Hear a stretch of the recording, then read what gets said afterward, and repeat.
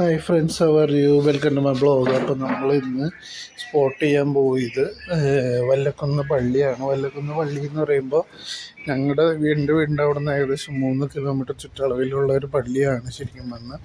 അപ്പോൾ കഴിഞ്ഞ കൊല്ലം നമ്മൾ ഈ പള്ളിയുടെ വിശദമായ വീഡിയോസ് നമ്മൾ ഇട്ടിട്ടുണ്ടായിരുന്നു.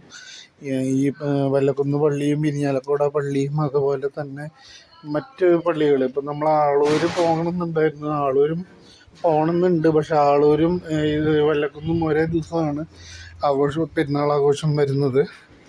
ശരിക്കും പറഞ്ഞാൽ ഈ പള്ളി സ്ഥിതി ചെയ്യുന്ന റൂട്ട് എന്ന് പറയുന്നത് നമ്മുടെ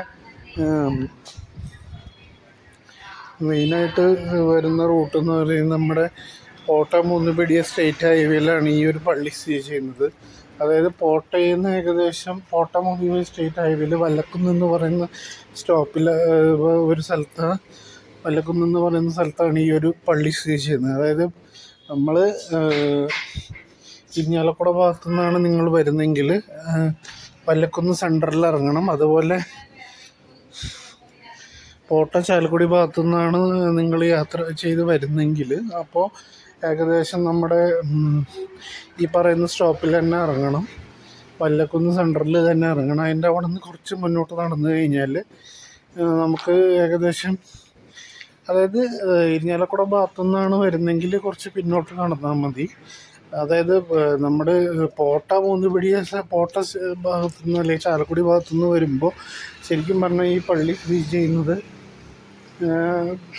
നമ്മുടെ വലതു ഭാഗത്താണ്. അപ്പോൾ നമ്മൾ ഇറങ്ങേണ്ടത് ഈ പറയുന്ന വല്ലക്കുന്ന് സെൻറ്ററിൽ തന്നെയാണ്. ശരിക്കും പറഞ്ഞാൽ അടിപൊളി എക്സ്പീരിയൻസ് ആണ്. ശരി, പള്ളി പെരുന്നാളെന്ന് പറയുമ്പോൾ ഏകദേശം എല്ലാവർക്കും ഒരുപാട് ഓർമ്മകൾ കാര്യങ്ങളും ഒക്കെ ഉള്ളൊരു ആഘോഷങ്ങളാണ് ഈ പള്ളി പെരുന്നാൾ ഷഷ്ടി എന്നൊക്കെ പറഞ്ഞാൽ.